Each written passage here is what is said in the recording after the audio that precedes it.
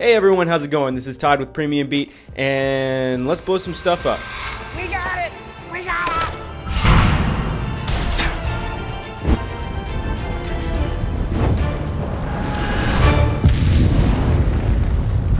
it! So this tutorial is for all of you who have seen the escape room short. It was on a tutorial we posted a few videos back, and basically it's just a really short action scene that we used a lot of Rocket Stock's action elements to achieve. Now, if you've seen that video, you may remember that I mentioned that we would be giving away some free samples. We might go ahead and give away some free samples.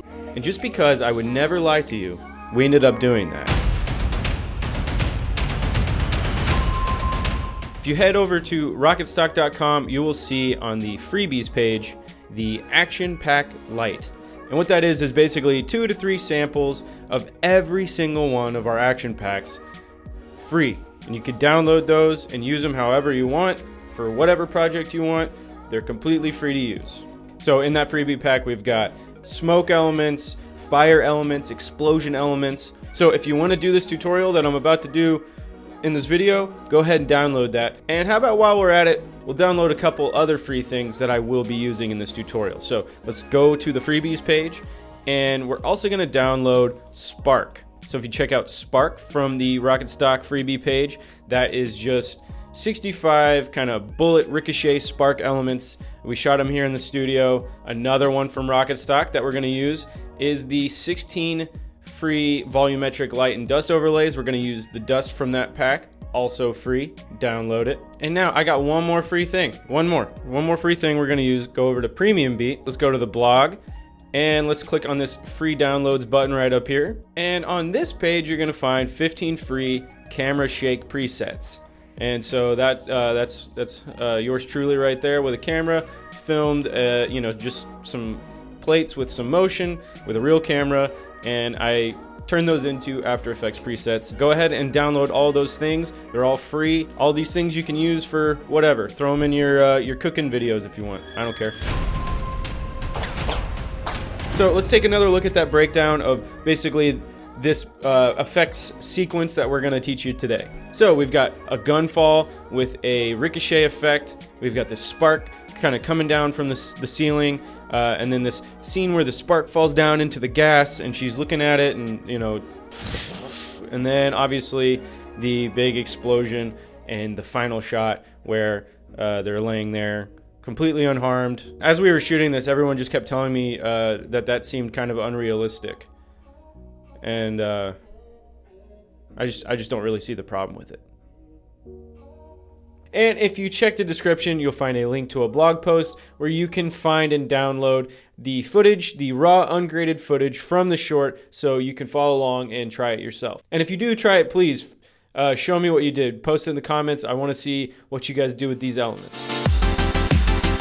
So to start, we're going to do the gunfall with the muzzle flash. Now, this isn't my first foray into a muzzle flash tutorial. So if you want to go a little bit more in depth, check that one out. Put a link somewhere down, or I don't know, somewhere. Obviously, this is a log shot, which means it's flat and really washed out looking. And in the final version, we're going to add a bunch of color back to it. What I'm going to do is I'm going to take it and I'm going to drag it to a new composition. First things first, let's put in a muzzle flash. Okay, so let's just find the right spot, right when it kind of seems like it's hitting the ground. So to me, right there, you kind of see the gun start to turn a little bit. So we're going to add our muzzle flash there. As I said, we have the Action Pack Lite. Inside of that pack, you've got Ricochet, which is a pack from Rocket Stock of muzzle flashes. So luckily enough, we gave you some free ones to work with here. So let's find one that looks like it would fit this shot. So I'm going to grab this 40 Smith & Wesson and let's just get it in position. So I'm going to hit the S key for scale. I'm going to move it down, and I'm going to hit R key for rotate. And I think we're probably going to want to go ahead and make this a 3D layer. So what I like to do with muzzle flashes is position the anchor point at the source of the bullet fire. So what I'm going to do is I'm going to grab this anchor point tool, and I'm going to take this anchor point and I'm going to put it right where the gun barrel should be. So I'm just going to kind of try to match the angle of the gun itself. So to me, something like that looks about right. Let's just get it in position at the barrel here. And I'm gonna toggle switches until we get our transfer modes, and I'm gonna change it to add. Got that. I'm gonna go in, and there's kind of this little bright spot where the barrel should be. With our layer selected, grab the pen tool, and we're just gonna make a little tiny mask around that part. And we're going to hit the M key, and we're going to click inverted. And we want to also go ahead and feather that out. So hit the F key with that layer selected, and let's just give it a nice little feather. So what I'm going to do is I'm going to start the opacity keyframe stopwatch right there, and I'm going to go 2 frames forward. I like to do a 2-frame fade out on a muzzle flash. So let's see what we've got right now. And I'm also going to go ahead and add another muzzle flash underneath. A nice shortcut to take is I'm going to basically select our other muzzle flash. I'm going to hit Command D to duplicate, and then holding the Alt key, I'm going to drag that down on top of it. And that's just going to replace it and kind of give it our rotation settings that we just had. That's just a shortcut I recommend using quite often, is just the duplicate, replace, and then alter the settings there. And so now we need to go ahead and add some smoke. So another cool thing about the Ricochet pack from Rocket Stock is it includes smoke. Now in this freebie, we also included a couple free smoke elements that you can play around with, but there's a much deeper selection in the Ricochet pack, a whole lot more stuff to choose from. I'm gonna choose the front gun smoke for this shot here, and I'm gonna drag that in, and we're gonna go ahead and kind of get that into position where that muzzle flash was. And we're gonna go ahead and set that to screen. And I'm gonna grab a curves adjustment, so effect, color correction, curves, and we're just gonna kind of crunch it down a little bit. Yeah, there we go. Just make it kind of match the scene a little bit better. So let's check that out. It's kind of a darkish scene, so if you have some big bright flash happening in it, we got this kind of reflective barrel up here. There's a lot of water around. This floor itself is kind of shiny. So what we need to do is actually add some reflections. The way that I like to do this is I like to take the muzzle flash, one of the muzzle flashes, and I'm gonna go ahead and just duplicate it. And I'm gonna take that and I'm gonna scale it up a whole lot. So there, I mean, it's just a quick way to really quickly just get the exact same kind of color and the same timing and all of your same sort of keyframes and all that sort of stuff. And then I'm gonna go to Effect, Blur, Gaussian Blur, and I'm gonna just turn that up. And so what I'm gonna do is I'm gonna take that and I'm gonna shift it 1 layer back. So what you get is this effect of like kind of an aftershock, like it's like boom, boom. So we're just gonna take that and move it 1 frame back. And I'm gonna turn down the opacity a little bit. Let's go ahead and start it at 59, so that's good. So what we need to do is take that and start masking little areas that seem like they would be reflective. So I'm gonna take the pen tool, and with that layer selected, let's go ahead and start with this barrel. So I'm just gonna draw kind of a shape down this sort of shiny part of this barrel, something like that. And actually what we'll end up doing is using feather instead on the mask itself. And I think something like that will work for me. And then let's just duplicate that and do it again with something else. So I'm gonna go and delete that. So I'm gonna select that. We're gonna go to the pen tool, and let's just kind of make a kind of a triangle shape almost. That's not a triangle, sorry. I know what a triangle is, I promise. So let's go ahead and feather that out. So what I'm gonna do now is actually put in kind of a temporary color correction just so I can see what it looks like when it is color corrected. So I'm gonna go to New, Adjustment Layer. I'm gonna go to a Lumetri color effect here. So for my lookup table here, I'm gonna go for good old M31. It's a classic favorite by Vision Color Lutz, the Osiris pack. I'm gonna go ahead and throw that bad boy on here. So just to start, I'm gonna take that and I'm gonna go ahead and still just start messing with a curves adjustment in Lumetri here. Let's just kind of crunch down the contrast. We're gonna go and grab a tint effect. Let's just put that at about 35. And I'm gonna go ahead and copy that and select all of our other layers here and paste it. So, yep, I dig it.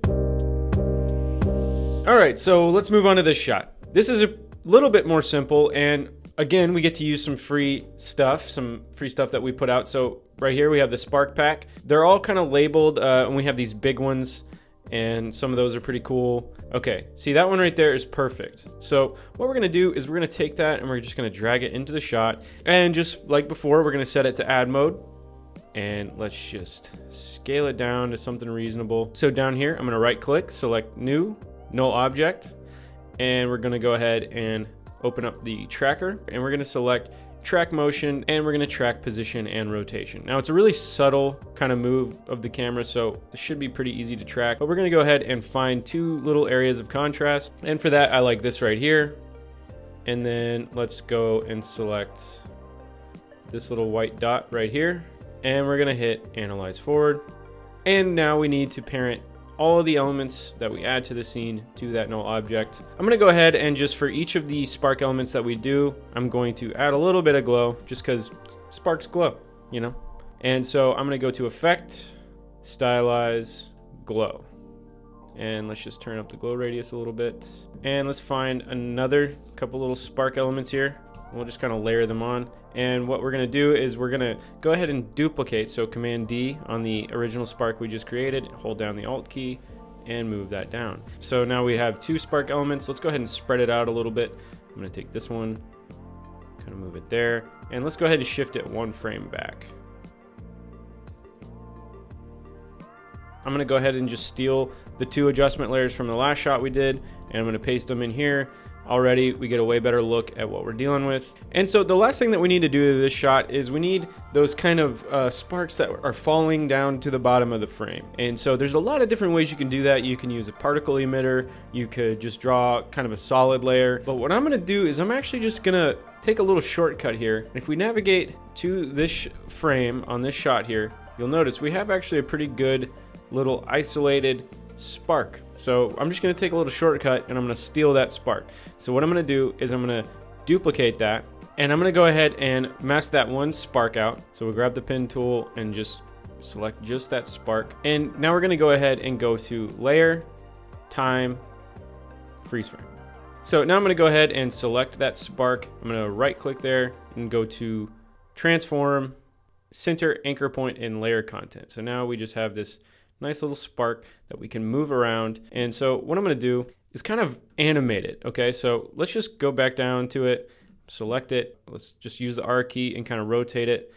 And let's just go up to where we want this spark to start. And let's kind of move it to the center of this sort of spark explosion here. And I'm gonna hit the P key to open up position controls. And I'm gonna start the stopwatch there. And let's just go forward something like almost to the end of this shot here. I'm just gonna drag it down out of frame.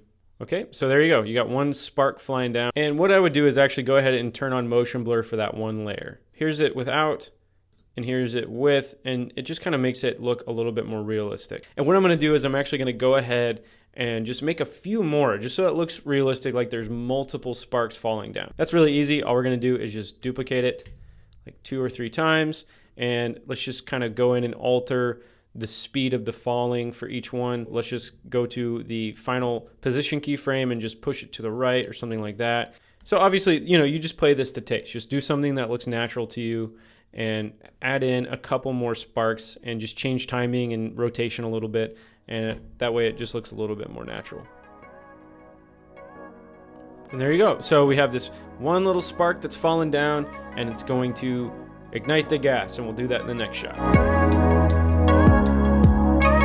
Okay, so let's keep going. So we have this next shot here, which is basically that one spark falling into the gasoline, and she's kind of looking at it, and you see her eyes kind of follow the spark there. So we're going to use that kind of to time the fall of the spark itself. So let's just drag that to a new composition. What we're going to do first is we're going to steal the spark from that last shot. So we have that one single spark that we animated. I'm just going to go to that last composition, and I'm going to copy it, Command C, and we're going to go over here and Command V, paste it in. So I'm just going to hit the U key, and we're going to delete the position and scale keyframes there. And we're just going to animate it falling along with the movement of her eyes. We're just going to start it right there. You can see her eyes are kind of looking up. So let's start it right there. And we're going to hit the P key for position and start the stopwatch there. And as she looks down, so right about there, we'll have it fall and hit the gasoline. So let's have it fall right about there. So what we want to do is once it hits the gasoline puddle, and kind of falls in, we want to just have it sort of scale down so it almost looks like it disappears into the gasoline. And let's go ahead, and while I'm thinking about it, let's just track this scene because we're going to need to do it anyway. So I'm going to go to new null object and select that, and let's just click on our footage layer here and go to track motion, position, and rotation, and let's just find some good trackable points here. This little piece of, I think it's gaff tape down here will work for one. How about this part of the chair right here? That works for me. And let's go ahead and track forward. Okay, so I've tracked the scene, applied it to the null object that I've created, and now we have a null object in the scene. Let's go ahead and parent our spark to that null object just so we get that little subtle bit of movement that we need. There we go. I'm gonna go ahead, toggle switches. Let's make sure that motion blur is turned on for this comp. So now we have the shot, and it looks like the spark just kind of falls and sticks there. It looks kind of funny, but let's go ahead and animate it so that it kind of disappears into the gasoline pile. So what I'm gonna do is when it hits the gas there, I'm gonna go in, I'm gonna go ahead and move actually the anchor point to the bottom of the spark. I'm gonna go ahead and right where the spark hits the gas, I'm gonna go ahead and start the scale stopwatch here and turn off linking, and let's just go forward like 3 frames, and let's just turn down the height all the way to 0. And what you notice is this kind of weird skewing thing that happens, and that's just because of the way that we've rotated the actual element itself. So I'm gonna actually have to go in and add some rotation keyframes there. So I'm gonna hit R, start the rotation stopwatch, and let's just kind of go and make sure that this doesn't look odd like it does right now. So that's good right there. It's just kind of skewing a little bit. Let's make sure it doesn't look strange. And so here we go. And just like before, I'm gonna go ahead and just steal the color correction from this first shot that we did and just paste them again. We're gonna start with just a little puff of fire kind of popping out. And so we're gonna go back to our action pack freebie and let's find some fire that we can pull out. And so if you look here, we have this great fire element, and the Ignite pack has a lot of elements like this, but it looks like it's reflecting off of water. And so that's gonna be perfect for this. It's gonna really sell that gasoline puddle in the scene. So let's just find a spot where we can kind of steal a little fire element that looks like it's kind of popping out. So if you look right here, kind of right in this area on the screen, this is a really nice little sort of starting fire kind of popping up sort of thing. So I'm gonna go ahead and hit this little button right here, which is gonna kind of set the endpoint for the footage.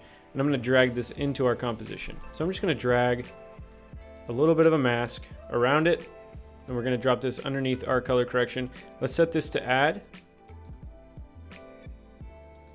And let's go ahead and feather that mask quite a bit, something like that. Okay, and what we need to do is sort of animate that mask over time to kind of expand from the point of where the spark falls. And I'm gonna go ahead and hit the M key, which is gonna bring up the mask path. And I'm gonna start the stopwatch there. And let's just move that first keyframe over something like 4 or 5 frames, maybe 6. And I'm gonna go ahead and go back to the beginning of where I want this layer to start. And let's just scale this mask down. So what we want it to do is kind of look like it appears from this spark area. And with those keyframes, it's gonna go ahead and expand from that point. Okay, and we need to make sure that we parent it to our tracked null layer here. And then let's go ahead and just have it expand really, really quickly from there. So we're gonna make another mask path keyframe. Let's do it right about here. And I'm gonna go ahead and just expand these quite a bit, almost out to the edges of the element. And we'll go all the way up and to the side. And so here's what we got. I mean, check that out. It's like already looking pretty good. So all I'm going to do there is I'm just going to take another one of these even from that same clip and just select something kind of from the beginning. So see how it spreads out right there? I'm going to just grab that and just put it on top, and we'll move it in the other direction so it looks like that there's that initial pile of fire and then it spreads out to, I guess, the left. And I'm gonna go ahead and get it into position. And let's make sure we set it to add mode again. Just flip it horizontally. And I'm gonna go ahead and draw a mask and just kind of get rid of this kind of little area on the left. So just sort of drag around there. I'm gonna actually go ahead and push this up. We wanna go ahead and let the fire be as tall as it wants to be. And I'm going to hit the F key and we'll feather that a whole bunch. And you can actually see the bottom of the element. I'm going to just move this mask up to about there.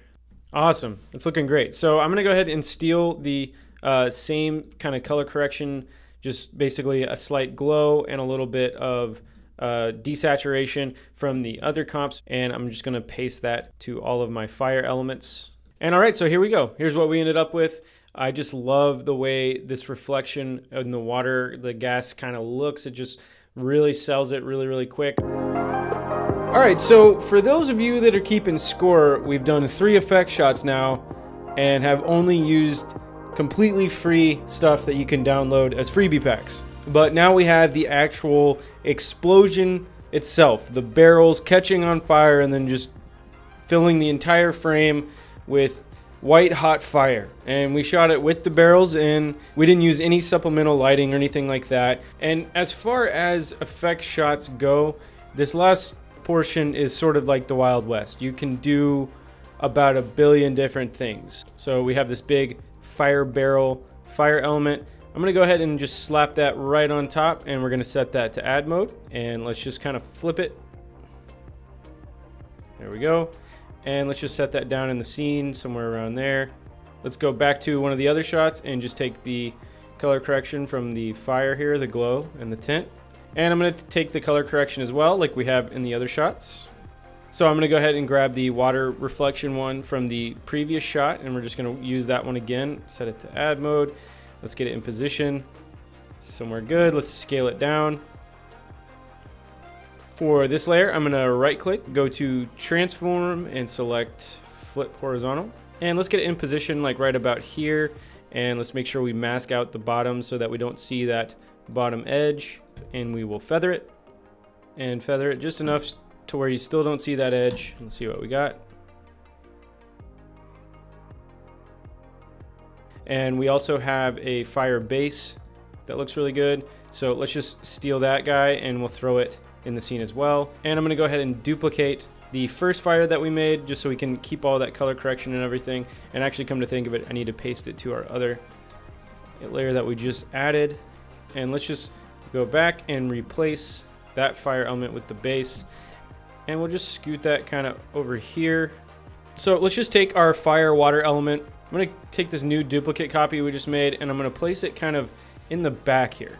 And so obviously that's going to create a bit of an issue. So what do we need to do now so that this doesn't look ridiculous? Well, we need to go ahead and just do a little bit of a rotoscope on it. So I'm going to take the explosion buildup, which is our actual shot, our footage. I'm going to duplicate it. I'm going to put it on top of everything. I'm going to go ahead and just solo this layer. And what we need to do is go in and just draw a mask around everything that we want to kind of appear to be in the foreground. So that's obviously going to be both of these characters and the barrels. So I'm going to go ahead and do that real quick. We're just going to use the pen tool.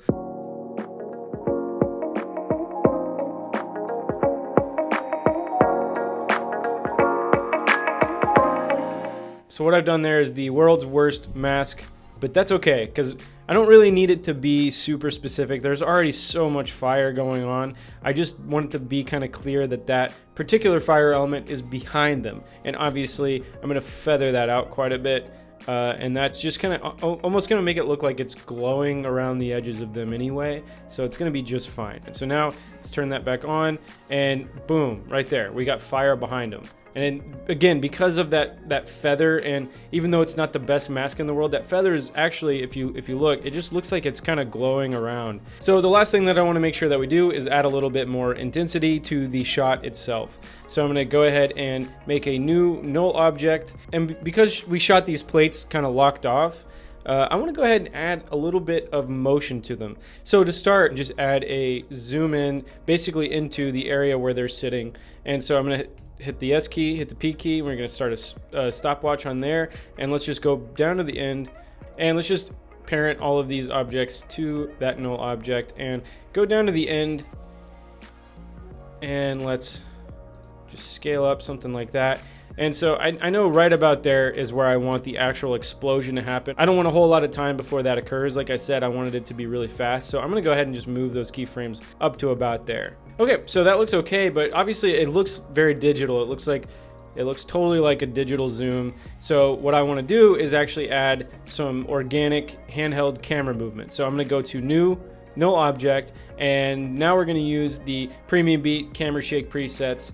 So I'm going to go up to animation presets. I've installed them into my presets folder, and right here they are, PB free camera shake presets, and I'm going to open that up, and we're going to go to the 1080p folder, and here we have all these options of different lenses and different movement amounts. Let's just try the 35mm medium movement option, and you always want to add the camera shake preset after you've created the null and before you parent one null to the other. And I'm going to go ahead and parent that one to the top null that has the camera shake preset on it. Also, we're going to turn on motion blur, and let's just turn it on for all of the layers. And so the big thing that we're missing right now is our explosion. Just fill the frame with a lot of fire and everything. So let's just go to the detonate folder here, and we're still working in the action pack light, and let's just go and find a good explosion. Let's check this one out, this explosion ground. And that's perfect. So this is a 4K element. So I'm going to drag that in, and let's just get that in position somewhere that looks like where the explosion would be coming from. And I'm going to go ahead and set that to add mode. And first off, we got to go ahead and mask off the bottom so it's not such a hard edge on the bottom there. So just kind of something like that. And let's go ahead and push that up at that part. Yeah, something like that. So the source of the explosion is kind of feathered out a little bit. We'll just kind of fill the whole rest of the frame there. We're going to feather that out. And for this particular shot, the goal is really just going to be to fill the entire frame very quickly with a lot of fire and explosion. So I'm going to go ahead and just paste the color correction stuff that we did to the last one, and see there, that glow effect just really brought it to where it's literally just a big white ball of fire. I'm going to go ahead and just kind of tone that down a little bit so we can actually still sort of see some detail in this explosion. All right, so here's what we've got so far. That's okay. We just basically from there, to be honest with you, all I did was I just duplicated that a few more times and just dragged them around in the frame to just fill up the entire frame with that white glowy fire. All right, and so here's what we've got.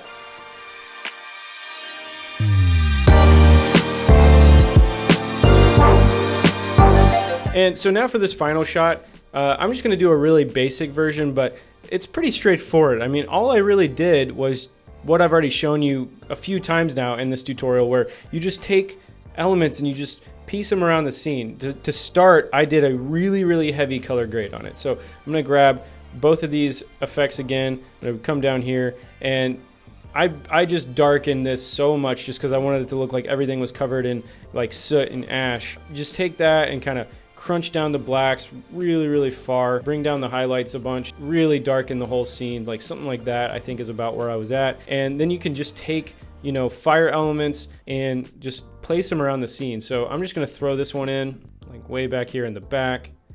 Double click the rectangle tool, which will add a mask. And I'm just going to bring that in a little bit and feather it just so that we have, you know, we don't have any really hard, sharp edges. And we'll set that to add mode. And boom, right there, you've got a fire element in the scene, and you can just do that quite a few more times. So we'll put one up in here, change the time a little bit, make it like later on in the element, and maybe add another one down here somewhere, change the scale, and really you'll just do that across the whole scene. And if you'll remember, I recommended that you download the volumetric freebie, and that's for these dust elements. So what you can do is just take one of these dust elements here, and I'm going to use subtle dust for this one, and we'll scale it to the size of the frame here, and I'm actually going to leave it on top of all of the color correction, and I'm just going to set it to add mode, and we're going to use a color correction curves effect, and let's just pump up a little bit of red, a little bit of green, and let's put a glow on it. So stylized glow. Let's bring the threshold quite a bit down so it is nice and punchy and glowy, and just turn up the radius a little bit, something like that, so it just looks like a bright ember. And you can even just duplicate a few of those and just change the time on all of them so they don't all look the same.